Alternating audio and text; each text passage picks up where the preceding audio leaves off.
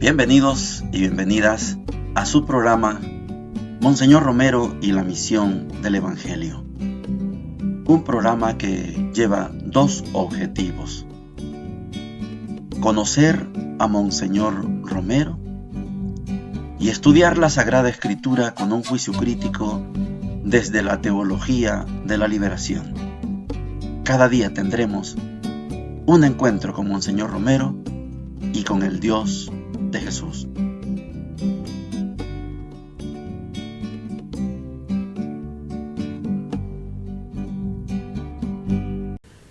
Hola, ¿qué tal? Este es su programa Monseñor Romero y la misión del Evangelio. En este sábado 20 ya de julio, sábado de la semana número 15 del tiempo ordinario. Hoy en la primera parte tenemos de Monseñor Romero un contenido bastante pequeño, no por esto va a ser poco significativo. Estamos hablando del domingo 16 de septiembre de 1979. Los manifestantes, los del Bloque Popular Revolucionario BPR, ya desocuparon la catedral, pero Monseñor todavía no la puede usar. Se imaginan cómo quedan, en qué condiciones queda un templo cuando lo han ocupado, en este caso, estas fuerzas populares. Muchas veces esto tenemos que decirlo, si son 30, 50 personas, pueden ser 10, pero hacen sus necesidades en cualquier parte, duermen en cualquier parte, comen, dejan las cosas tiradas. O sea, no había condiciones para celebrar la misa. Tuvo que celebrarse la misa en la parroquia vecina, en la Basílica del Sagrado Corazón. Y ahí Monseñor se da cuenta que hay presencia de medios de televisión extranjera, y llega también el periódico Le Monde de Francia. Y Monseñor se concentra, este domingo se concentra en las palabras que le dijera el padre Ellacuría, que el padre superior de los jesuitas, el padre Arrupe, había hablado con el Papa. Monseñor les cuenta: yo quiero hacer notar la sencillez de Monseñor Romero, creyendo que el Papa, después del maltrato que le dio en mayo de este año 79, que el Papa estaba entendiendo mejor el trabajo de Monseñor, el trabajo de la arquidiócesis. Dice Monseñor: el Santo Padre había preguntado por mí, como en efecto fue la noticia que me trajo el padre Ellacuría. Entonces, Monseñor cree que el Papa está cambiando su mentalidad respecto al país. Dice, incluso en el Ángelus pidió oraciones por nuestro país. Monseñor, es la humildad y vale la pena destacarla. Por su humildad, él cree que el Papa está cambiando. Voy a dejar yo también la duda, la posibilidad. ¿Es posible que el Papa esté cambiando? ¿Es posible? ¿Por qué no? Es posible que el Papa haya cambiado, aunque sea un poquito. Cuando el Papa en 1983 visitó nuestro país, el protocolo estaba que lo recibían, venía de Nicaragua, lo recibían en el aeropuerto de Ilopango, y de ahí salía directo al lugar donde iba a celebrar la misa. Ahí estaba el templete. Pero el Papa pidió: quiero ir a la tumba de Monseñor. Y el carro se desvió para ir a catedral, donde estaba sepultado desde el 80 Monseñor Romero. Y cuando llega el Papa, no está abierta la catedral. Es que todo el mundo está esperándolo allá en la misa. Y el Papa está en la catedral queriendo ir a la tumba de Monseñor Romero. Costó un tiempo que encontraran a la persona que tenía las llaves, y el Papa logró entrar. Y esa imagen quedó grabada en la historia. El Papa se hincó ante la tumba de Monseñor Romero. Esa foto lógicamente dio la vuelta al mundo porque fue algo inesperado. Quizá el Papa después se arrepintió de cómo trató a San Óscar Arnulfo Romero. Se hincó, solo se hincan ante una imagen de un santo, ante el Santísimo, pero se hincó. Él solito, no había nadie. Un par de fotógrafos que andaban con él, con el papamóvil a lo mejor, fueron los que tomaron esa foto. El Papa se hincó. Y en el 97, cuando vino de nuevo, ya tenía Parkinson el Papa, y el protocolo otra vez con la iglesia oficial y el gobierno de turno, querían que el Papa se concentrara con los jóvenes en el estadio Cuscatlán. Pero el Papa dijo, enfrente a catedral. Y el arzobispo dijo, por si acaso el Papa quiere bajar, vamos a poner una rampa, porque si le dejamos las gradas como están, el Papa ya no puede caminar mucho. Año 97, y el Papa bajó a la tumba, ya estaba en otra tumba, y el Papa se hincó. Y porque el Papa se hincó, se hincaron todos los obispos, aunque no creyeran en Monseñor Romero. Se hincaron todos los obispos. Por eso yo destaco esta figura de Monseñor en su humildad. Él creía, como buen profeta, creía que el Papa había cambiado su actitud contra él y contra la arquidiócesis. Monseñor aprovecha en esa homilía de domingo a hablarle de Cristo como verdadero Mesías. Después, en la noche va a entregar la parroquia de San Francisco Mexicanos a un sacerdote que quiso mucho a Monseñor Romero, a Juan Macho Merino. Él venía para formar su grupo de seminaristas, armar una comunidad formativa, le llamamos. Ahí va a ser la parroquia y ahí van a estar estudiantes de filosofía y de teología, futuros después sacerdotes pasionistas. Oigamos a Monseñor. Domingo 16 de septiembre. Amanece sumamente lluvioso. La misa todavía no se puede tener en la catedral porque hay bastantes desperfectos a consecuencia de la ocupación que fue larga de parte del Bloque Popular Revolucionario. Sin embargo, en la Basílica del Sagrado Corazón había mucha gente. Estaban servicios de televisión de otros países y un reportero de Le Monde de Francia.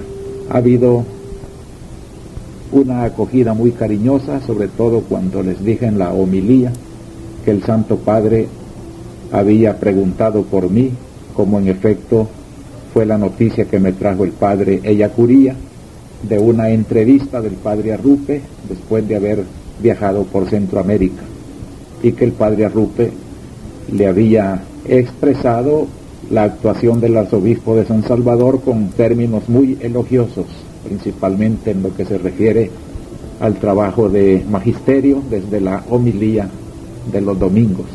Hubo otras informaciones y sobre todo la alusión que el Papa hizo en una alocución del Ángelus pidiendo oraciones por El Salvador. Con este principio, que fue aplaudido por la gente, inicié una homilía en torno del Cristo verdadero Mesías, y explicando los falsos mesianismos, ya que las lecturas se prestaban.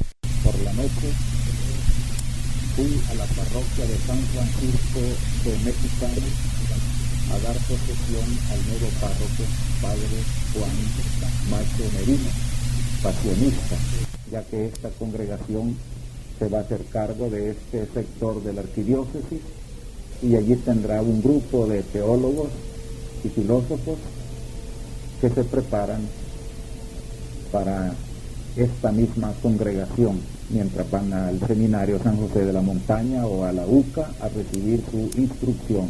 Después hubo una alegre y cordial convivencia en Domus Mariae, que está vecina a la iglesia.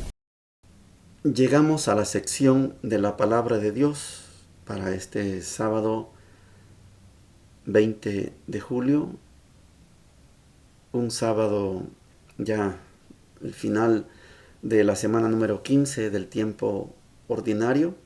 Mañana amanecemos en la semana 16.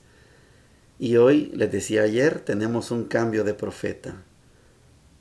Ya estudiamos a Amós, a Oseas y al primer Isaías, el proto Isaías. Ahora vamos con un profeta de los que se llaman profetas menores. Estamos hablando de Miqueas. Es un profeta que tiene mucha importancia porque este profeta menor también es de la parte sur del reino de Judá, pero es enviado a predicar esta vez a los dos reinos, al norte y al sur. Es un profeta menor, es un agricultor, pero es testigo, Miqueas es testigo de cómo las autoridades se comportan con el pueblo pobre. No es agradable ver una persona consciente que vea cómo tratan al pueblo. Tienen enfrente una amenaza. El imperio de Asiria viene invadiendo los países, los pueblos cercanos, y le ha puesto la mirada al reino del norte y al reino del sur. Miqueas advierte: conviértanse para que Dios nos defienda, conviértanse. Pero igual que el caso de otros profetas, a Miqueas no le hacen caso. Vamos a leer Miqueas capítulo 2, versículos del 1 al 5. Dice lo siguiente: Ay de los que proyectan iniquidades y traman el mal durante la noche. Al despuntar el día, lo realizan porque tienen el poder en su mano. Codician campos y los arrebatan, casas y se apoderan de ellas. Oprimen al dueño y a su casa, al propietario y a su herencia. Por eso, así habla el Señor: yo proyecto contra esta gente una desgracia tal que ustedes no podrán apartar el cuello ni andar con la cabeza erguida, porque será un tiempo de desgracia. Aquel día se proferirá contra ustedes una sátira y se entonará esta lamentación: hemos sido completamente devastados. Se transfiere a otros la parte de mi pueblo. ¿Cómo me la quita a mí y reparte nuestros campos al que nos lleva cautivos? Por eso, no tendrán a nadie que arroje la cuerda para medirte un lote en la asamblea del Señor. Palabra de Dios. Te alabamos, Señor. A medida que avanzamos en el estudio de los profetas, yo espero que usted me vaya dando la razón cuando les he dicho que un profeta es un verdadero analista político, analista de la realidad. El profeta no es un adivino, no es un futurólogo, no. El profeta conoce la realidad. Porque conoce la realidad. Cuando recibe el Espíritu de Dios y lo envía Dios a una misión, Dios envía a una persona que tiene conocimiento de la realidad. Con la palabra que le da Dios, el profeta que conoce la realidad, sabe para dónde va este pueblo si no cambia, y sabe para dónde puede ir si cambia. Monseñor Romero era esto, una persona que conocía la realidad. Por eso cuando Dios le da su espíritu y lo envía a predicarnos a nosotros, yo tenía 16 años en ese tiempo. Claro, pero yo de 16 años, campesino, claro que entendía muy bien a Monseñor Romero. El profeta Miqueas conoce la realidad. Dios lo ha enviado a que le advierta a ese pueblo hablando al reino del norte. Miren cómo tratan al pueblo. Acostados meditan el crimen. Y como tienen el poder, eso que piensan en la noche, eso que maquinan en la noche, lo ejecutan en el día, porque tienen el poder. Quitan las casas, quitan las propiedades. Ah, muy bien. Vendrá un castigo para ustedes, porque no están cuidando del pueblo. Dios los puso ahí para cuidar al pueblo. Ustedes son gobernantes, ustedes son pastores, son sacerdotes, son creadores, cuidadores del templo. Ustedes están para servir al pueblo, no para servirse del pueblo, no para trasquilar, para quitarle los bienes al humilde pueblo. Miren lo que les va a pasar. Va a ser un llanto, va a ser un lamento, porque la tierra de ustedes se la voy a dar a otro. Va a ser un lamento. El pueblo de Israel creyó que Miqueas estaba bromeando. Y un buen profeta, un enviado por Dios, no bromea, porque el profeta solo dice la palabra que Dios le dice que diga. El profeta no anda bromeando. Decimos, tampoco es que esté asustando con el petate del muerto, es que no es esa la finalidad. La finalidad del profeta es transmitir la palabra de Dios a este pueblo para que ese pueblo cambie. Pero el pueblo no quiso cambiar y vinieron las consecuencias. La primera acción recayó en el reino del norte. Fue destruido el reino del norte. Y el reino del sur cantaba, celebraba que a ellos no les pasó lo mismo. ¿Cómo no? 135 años después fue destruido el reino del sur. El reino del norte lo destruye Asiria. El reino del sur lo destruye Babilonia. Y nunca más volverán a ser pueblo unido, ni tendrán gobierno propio, van a tener gobiernos extranjeros. Incluso cuando llega Jesús, tienen un gobierno extranjero, tienen el imperio romano. Miqueas se los dijo. Miqueas quería la conversión del pueblo. Ay de los que proyectan iniquidades y traman el mal durante la noche. Al despuntar el día, lo realizan porque tienen el poder en su mano. Codician campos y los arrebatan, casas y se apoderan de ellas. Oprimen al dueño y a su casa, al propietario y a su herencia. Todo lo oprimen, todo lo destruyen, todo se lo roban. Y Dios se va a quedar con los brazos cruzados. No, Dios va a actuar. Ahí enfrente tienen al imperio asiria. Los va a destruir. Y van a andar gritando. ¿Cómo me la quita a mí y reparte nuestros campos al que nos lleva cautivos? Asiria fue dueña del reino del norte, de Samaria, de Nazaret, de todos los pueblos del norte.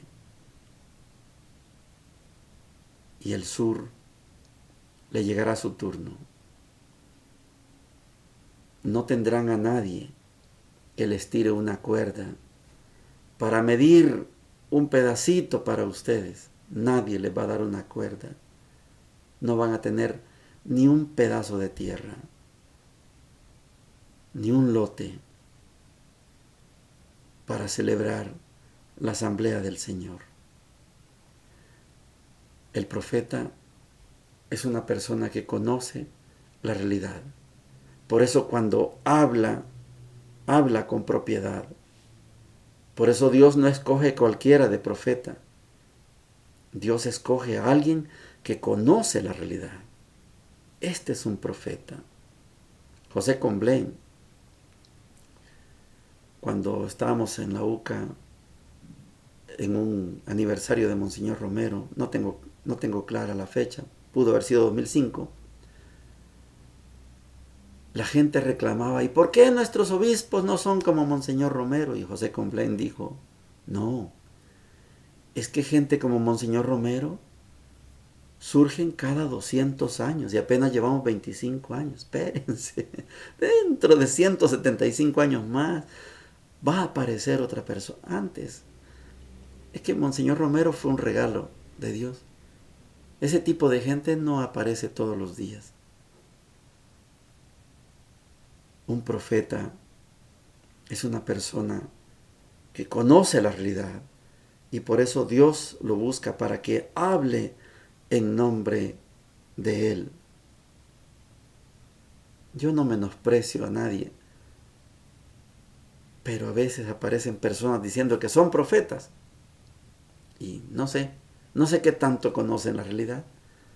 Reitero, un profeta es una persona que conoce la realidad, conoce la situación del país y Dios lo escoge para que anuncie conversión. Esta es una figura.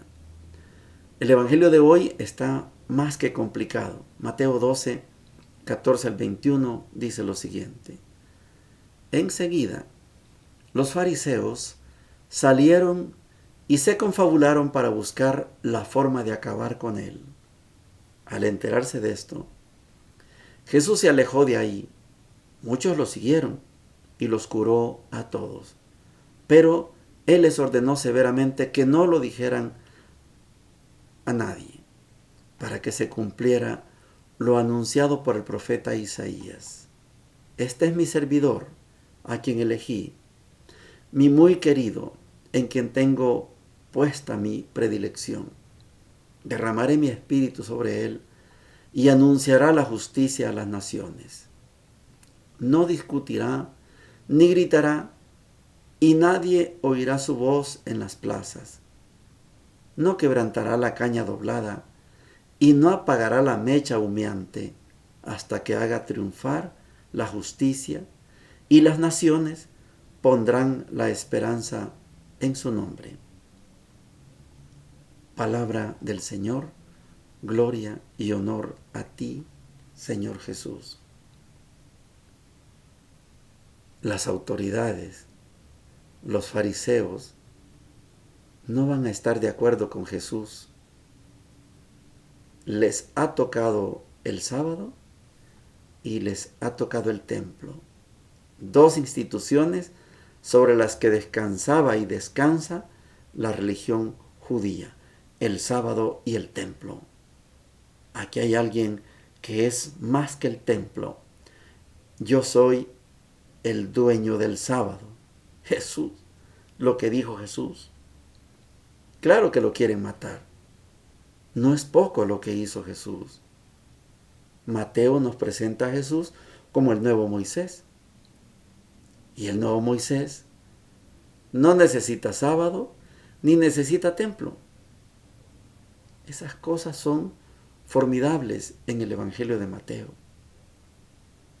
Y Jesús, igual que los otros dos evangelios sinópticos, Marcos y Lucas, impone algo que se llama el silencio mesiánico. Cura a alguien, pero no le digan a nadie. Tú eres el Mesías, pero no se lo digan a nadie. Silencio mesiánico. Porque Jesús es el nuevo Moisés. Y Jesús se puede tomar como, sí, el Mesías, sí como el hijo de David, sí como un profeta. Porque Jesús, de lo que decíamos de Miqueas, Jesús conoce la realidad, conoce los corazones de las personas con las que habla, conoce lo que piensan los fariseos. Estaba escuchando algo sobre la humanidad de Jesús y destacan que más que carpintero, Jesús es un, se llaman tectónico, es una expresión para definir la profesión. ¿Qué trabajo hacía Jesús? Un tectónico. Es alguien que hace, pero no solo una mesa, una silla, el que hace como arquitecto, como el que hace tectónico. Y decía que por eso fácilmente a Jesús lo llamaron maestro, porque no era cualquier cosa. Y como tectónico, porque más que carpintero, más que artesano, es tectónico, es la persona que hace. Como tectónico, como hacedor, interactuaba con gente, platicaba, iba a la sinagoga, estudiaba la... Jesús es un hombre que conoce de la ley, que conoce los profetas, conoce los escritos, es lo que había en el Antiguo Testamento, y conoce la realidad. Por eso puede ser considerado el Mesías, el hijo de David y el profeta. Ya sabemos, usted y yo sabemos que Jesús es más que el hijo de David, más que profeta, más que el Mesías. Cristo significa Mesías. Cristo significa Mesías y significa ungido. Pero Jesús, para usted y para mí, es más que Mesías. El Mesías que esperaba Israel. Israel esperaba al Mesías, que iba a ser el nuevo rey de Israel. Poco a poco se fue entendiendo que esa figura de Mesías era muy chiquita para Jesús. Cuando Jesús nos enseña a decir Abba, papá, entonces se convierte ese Mesías chiquito en un gran Hijo de Dios. Esto fue lo que no entendió San Pablo. No alcanzó a llegar hasta ahí, no lo culpamos. Fue hijo de su tiempo. San Pablo concibió a Jesús como Mesías, pero Mesías el esperado por Israel. Usted y yo sabemos que Jesús era algo más que el esperado por Israel. Por eso, este nuevo Moisés quiere que se cumpla en él las palabras de Isaías. Este es mi servidor, a quien elegí, mi muy querido, en quien tengo puesta mi predilección. Derramaré mi espíritu sobre él y anunciará la justicia a las naciones. No discutirá, no gritará, y nadie oirá su voz en las plazas. No quebrará la caña doblada y no apagará la mecha humeante, hasta que haga triunfar la justicia y las naciones pondrán la esperanza en su nombre. Es el nuevo Moisés. Jesús es el nuevo Moisés. No viene a destruir lo que ya hay, no, viene a darle fuerza a lo que ya hay, porque Él conoce la realidad y tiene el Espíritu de Dios. En dos momentos se ratifica esta expresión que Mateo cita de Isaías. Este es mi Hijo, mi elegido, en quien tengo mis complacencias.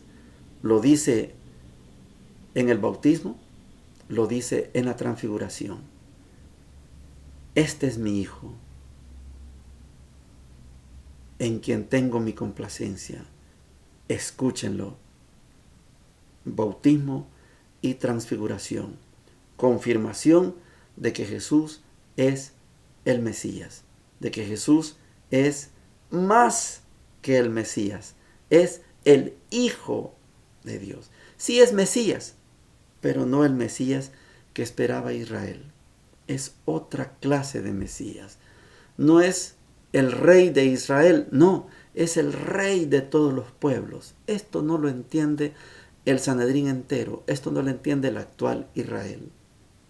Por eso Israel sigue siendo ese Israel guerrero, invasor, imperialista, negociante, comerciante, fabricante de armas, porque no han entendido que Jesús es más que el Mesías que ellos siguen esperando. Ya vino. Y no es rey solo de ustedes, Israel. Es rey del universo. 2.400 millones de cristianos ya aceptamos a Jesús como nuestro Mesías. como el Hijo verdadero de Dios verdadero. Bendiciones para todos y para todas. Hemos presentado Monseñor Romero y la misión del Evangelio. Hasta la próxima.